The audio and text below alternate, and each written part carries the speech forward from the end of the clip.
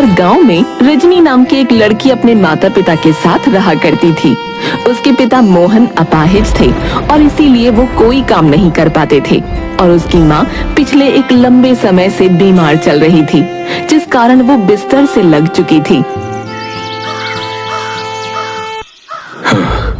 तू भी सोचती होगी ना कभी कभी कि तुझे कैसा बाप मिला है कि उसके जिंदा होते हुए भी तुझे काम करना पड़ रहा है।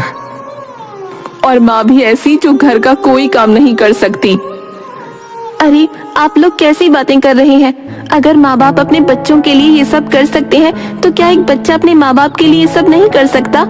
आप लोग ज्यादा मत सोचिए, बस आराम करिए। भगवान तेरी जैसी औलाद सबको दे बेटा। रजनी अपने आंसू छिपाते हुए घर से निकली और अपना मिट्टी के बर्तन बनाने का काम करने लगी।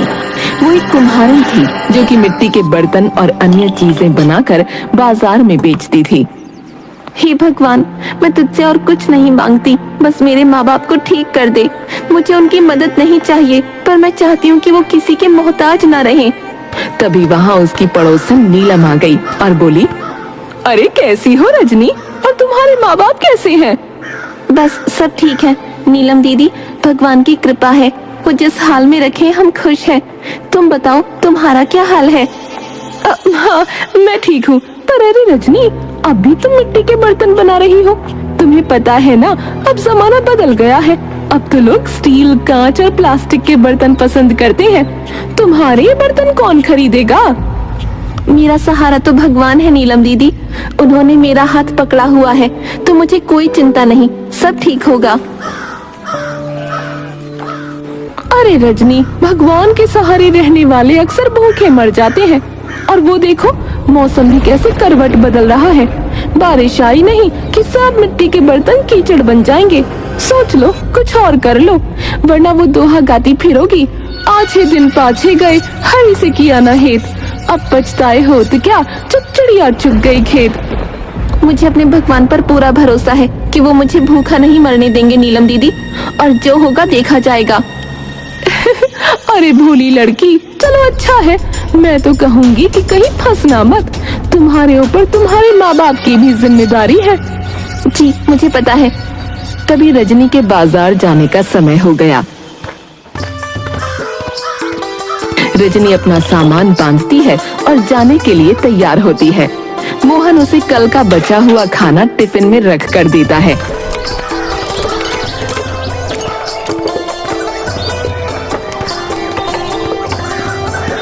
वो बाजार में अपने बर्तन बेचने लगती है। दोपहर होने पर वो एक पेड़ के नीचे बैठकर अपना टिफिन खोलती है कि तभी एक साधु वहाँ आ जाता है।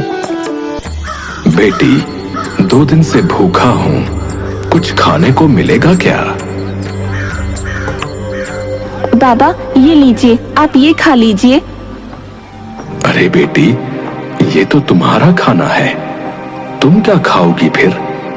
बाबा आप खा लीजिए, मैं घर जाकर खा लूंगी।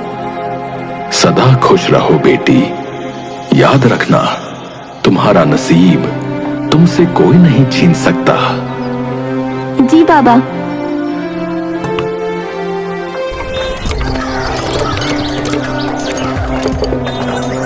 रजनी घर पहुंचती है तो देखती है कि घर में कुछ भी खाने को नहीं है।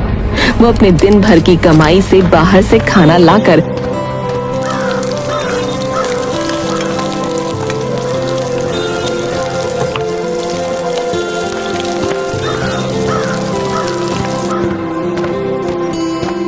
अपने माता पिता को खिलाती है और खुद भूखी रहकर अगले दिन के बर्तन बनाने में जुट जाती है। पर अगली सुबह जब उसकी आंख खुलती है तो वो देखती है कि बहुत तेज बारिश हो रही है। हे भगवान, ये क्या हो रहा है? मेरे बर्तन, मेरे बर्तन! रजनी बाहर भागती है और देखती है कि उसके सारे बर्तन बर्बाद हो चुके हैं।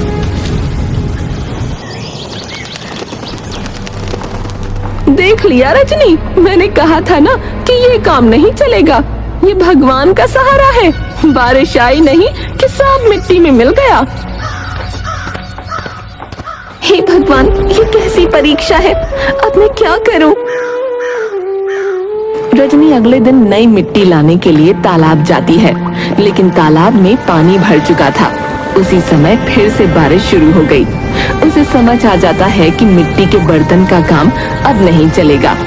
घर चलाना है तो पैसे चाहिए और पैसों के लिए कोई और काम करना पड़ेगा। मजबूरन वो जमींदार के घर काम मांगने का फैसला करती है। बेटा, ये जमींदार बड़े लोग हैं, जाने क्या क्या काम कहेंगे तुझसे बेटा। पिताजी, जो होगा देखा जाएगा, घर तो चलाना ही है। मेरी बच्ची, ये दिन भी देखना पड़ा। माँ, चिंता मत करो, सब ठीक हो जाएगा। जो नसीब में है वो तो मिलकर ही रहेगा और भगवान सब देख रहा है।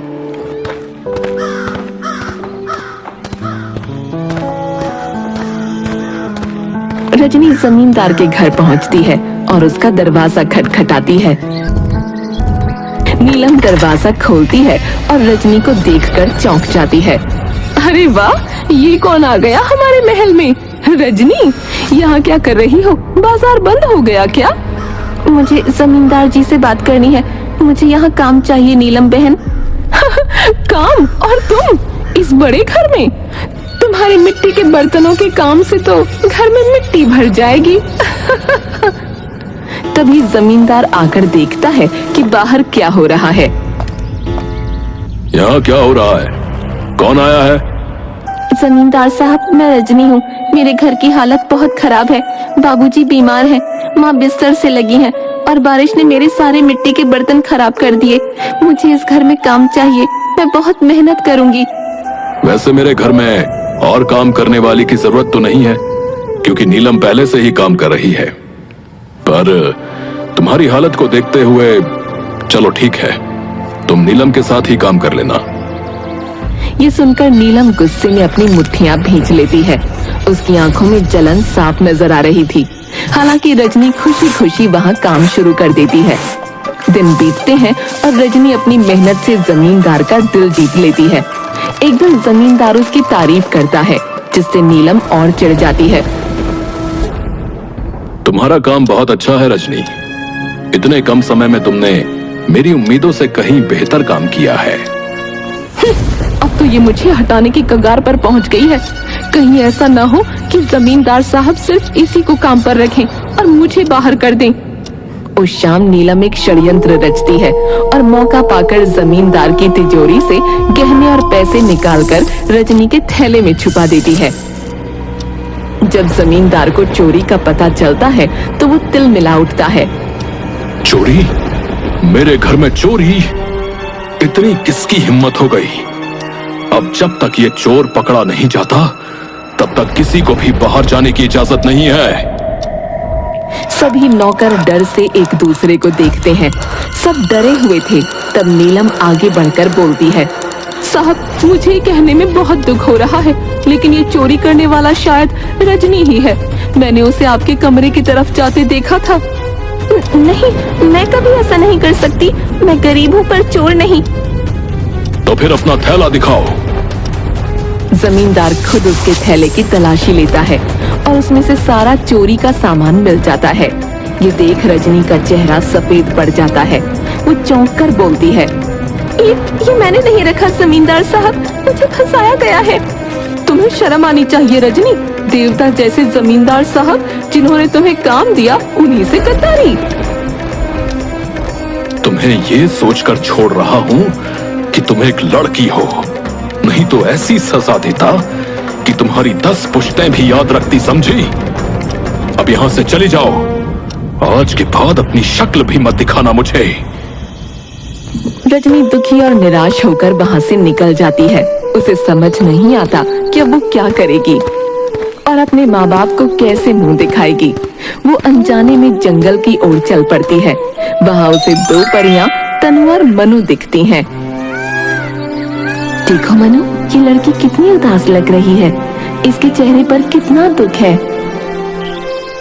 लगता है ये किसी बड़ी मुसीबत में है। हमें इसकी मदद करनी चाहिए। हाँ, चलो इसके पास चलें और पूछते हैं कि आखिर हुआ क्या है। परियां रूप बदलकर उसके पास पहुंचती हैं। अरे बेटिया, क्या बात है, इतनी उदास क्यों हो? देखो, हम बूढ़ियों से कुछ मत छुपाना, हम सब समझ सकती हैं। हाँ हाँ, हम भी तेरे जैसे दिन देख चुके हैं। बोल क्या हाँ हाँ, हम भी तेरे जैसे दिन देख चुके हैं। बोल क्या परेशानी है? माँ जी, मेरे साथ बड़ा अन्याय हुआ है। मैंने किसी का कुछ नहीं बिगाड़ा, फिर भी मुझ पर चोरी का इल्जाम लगाकर मुझे घर से निकाल दिया गया। मुझे कुछ समझ नहीं आ रहा कि मैं क्या करूं। अरे बेचारी, तेरी ये हालत सुनकर तो दिल ही फटने को हो आया। बताओ कैसे लोग हैं जो मासूम पर ऐसा इल्जाम लगाते हैं। हाँ बिटिया, तुझे किसी से डरने की जरूरत नहीं, हम हैं तेरे साथ, बस हिम्मत बनाए रख। तभी झाड़ियों में सरसराहट होती है और एक खूंखार भेड़िया सामने आकर गुर्राने लगता है। उसे देखकर वो तीनों घबरा जाती हैं। आप लोग पीछे रहिएगा, मैं इसे भगा दूंगी। रजनी लकड़ी से उस भेड़िए को भगाने लगती है। भेड़िया गुर्राते हुए थोड़ा पीछे हटता है, फिर भाग जाता है। अरे वाह बिटिया, तेरी ये बहादुरी देखकर तो दिल बाग बाग हो गया। तू तो सच्ची शेरनी निकली। तनु अपनी झोली से एक चमकता हुआ पत्थर निकालकर रजनी को देती है। माँ जी, ये पत्थर क्या दे रही हैं आप मुझे? भला इस पत्थर से क्या होगा? अरे इसे रख ले, ये पत्थर तेरा हर गम दूर करेगा, तुझे पता भी नहीं चलेगा। बस इसे अपने पास रखना। ठीक है माँ जी, आप कह रही हैं तो रख लेती हूँ। माँ, पिताजी, मेरे साथ बहुत बड़ा धोखा हुआ है। मैंने तो कुछ भी नहीं किया, फिर भी मुझे चोर बोलकर घर से निकाल दिया गया। तो हिम्मत मत हार बेटा, भगवान हमेशा अच्छे लोगों का साथ देते हैं। तू देखना, ये दुख भी जल्दी ही खत्म हो जाएगा। बेटी, सब्र रखो, भगवान ने चाहा तो सब ठीक हो जाएगा। कोई तुम्हारा नसीब तुमसे नहीं छीन सकता।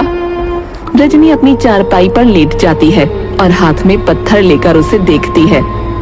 ये पत्थर भला मेरे किस काम आएगा? इस पत्थर से मेरी जिंदगी में क्या बदलाव आ जाएगा? सोचते सोचते रजनी की आंख लग जाती है। सपने में उसे पत्थर से एक आवाज सुनाई देती है। रजनी सुन, कल जमींदार जंगल की तरफ शिकार करने जाने वाला है, पर वहां एक शेर होगा जो उसकी जान ले सकता है। जा, उसे बचा ले। रजनी चौंक कर जागती है और डर के मारे पत्थर को फेंक देती है, लेकिन जल्दी ही उसे समझ आ जाता है कि ये सपना था। मगर उसे सपना सच जैसा महसूस होता है। वो तय करती है कि वो जमींदार को चेतावनी देगी। अगले दिन रजनी अपने घर से बाहर जमींदार का इंतजार करती है। जैसे ही जमींदार आता है, रजनी उसे रोक लेती है। जमींदार साहब, आप जंगल की तरफ मत जाइए, वहाँ शेर है, आपकी जान को खतरा हो सकता है। मैं सच बोल रही हूँ, मेरा विश्वास करिए। अरे, तू यहाँ भी पहुंच गई? मेरे शिकार पर भी नजर रखनी है तुझे। एक बार विश्वासघात करके तेरा दिल नहीं भरा है, जो दोबारा चली आई? हट जा मेरे रास्ते से लड़की। साहब, मैं मजाक नहीं कर रही, वहाँ सच में शेर है, आपकी जान को वहाँ खतरा है। आप चाहे जो भी कहें, मैं आगे से नहीं हटूंगी। तभी कुछ लोग घबराकर दौड़ते हुए आते हैं। अरे बाप रे बाप, इतना बड़ा शेर! ए भैया, अरे बाप रे बाप, भागो रे भागो! ए भैया, शेर आ गया! अरे जल्दी सब लोग घर जाइए भैया, अरे जंगल में बब्बर शेर है और गांव की तरफ ही आ रहा है। अरे सबको चेतावनी दी जा रही है, जल्दी भागो! जमींदार घबरा जाता है।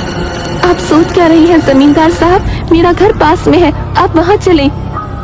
नहीं नहीं, मैं घर पहुंच जाऊंगा, लेकिन शेर। तभी शेर की दहाड़ सुनाई पड़ती है। जमींदार बाबू, जान रहेगी तो गिले शिकवे दूर हो जाएंगे, आप मेरी बात मानिए, चलिए। अब हाँ, ठीक है, चलो। और रजनी की बात मानकर वो उसके साथ उसके घर चला आता है। आइए जमींदार साहब, डरिए मत, मेरे घर में आराम से बैठिए, सब ठीक हो जाएगा। रजनी, मुझे एक बात समझ नहीं आ रही। पहले तुमने मेरे घर में चोरी की और अब तुम मेरी जान बचा रही हो। ये क्या खेल चल रहा है? जमींदार साहब, मैंने कभी चोरी नहीं की थी। रंगे हाथों पकड़ी गई थी तुम, फिर भी बहस कर रही हो। असल में वो चोरी नीलम ने की थी और मुझ पर इल्जाम लगा दिया।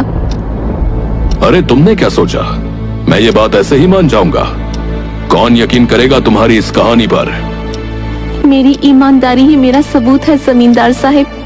तभी रजनी के पास रखा पत्थर अचानक बोल उठता है। जमींदार साहब, आज शाम को नीलम पर नजर रखना। वो आज भी चोरी करेगी। उसे रंगे हाथ पकड़कर आप सच उगलवा सकते हैं। जमींदार चौंक जाता है और पत्थर की ओर घूरता है। ये पत्थर कैसे बोल रहा है? ये सब क्या चक्कर है रजनी? कोई भूत वूत का साया तो नहीं है यहाँ पर? साहब, कोई भूत का साया नहीं है। ये पत्थर तो बूढ़ी औरतों ने मुझे दिया था। इसने ही मुझे बताया था कि आपको शेर से बचाना है। तो ये जादुई पत्थर तुझे मिला है? इसका मतलब शायद तू सचमुच निर्दोष है। ठीक है, आज शाम को नीलम को रंगे हाथ पकड़कर सच्चाई जानूंगा। शेर का आतंक खत्म होने पर जमींदार अपने घर पहुंचा और शाम को सोने का नाटक करने लगा। नीलम धीरे धीरे कमरे में घुसती है और चोरी करने की कोशिश करती है। आज बुढ़ा जल्दी सो गया, सही मौका है। तिजोरी में हाथ साफ कर लूं, सारा शक उसी रजनी पर जाएगा और बोल दूंगी कि पता नहीं क्या करने दोबारा आई थी यहाँ। जमींदार अचानक उठता है और नीलम का हाथ पकड़ लेता है। तो ये रही हमारी असली चोरनी। बताओ नीलम, उस दिन भी चोरी तुमने ही की थी ना? साहिब, मुझे माफ कर दीजिए। हाँ, उस दिन भी वो चोरी मैंने ही की थी, पर मैंने सोचा कि रजनी पर इल्जाम लगा दूंगी तो वो निकाल दी जाएगी। मुझे माफ कर दीजिए। माफी मांग रही हो? एक बेगुनाह को नौकरी से निकलवाकर क्या मिला तुझे, जाहिल लड़की? जमींदार रजनी के घर जाता है। रजनी, मुझे माफ कर दो। मैंने तुझ पर गलत इल्जाम लगाया। अब मुझे सच्चाई पता चल गई है। तुम्हारी नौकरी वापस तुम्हारी है। धन्यवाद साहब, मैंने हमेशा अपने काम को ईमानदारी से किया है। मेरे माँ बापू ने ईमानदारी से कमाना सिखाया है। बेईमानी का तो आज तक एक निवाला तक नहीं खाया हम लोगों ने। जमींदार अपने पिटारे से कुछ पैसे निकालता है और रजनी को देता है। ये लो, ये तुम्हारे घर का खर्च चलाने के लिए है। अब तुम्हें कभी किसी के सामने हाथ फैलाने की जरूरत नहीं पड़ेगी। साहब, आपने हमारी बेटी के साथ न्याय किया। हम आपका ये एहसान कभी नहीं भूलेंगे। और यूं रजनी का नसीब चमक उठा और जो उसका था वो उसे मिल गया। और उसके बाद रजनी खुशी खुशी जमींदार के यहाँ काम करने लगी। दूसरी तरफ अब नीलम भी समझ चुकी थी कि ईमानदारी से रोजी कमाना किसे कहते हैं।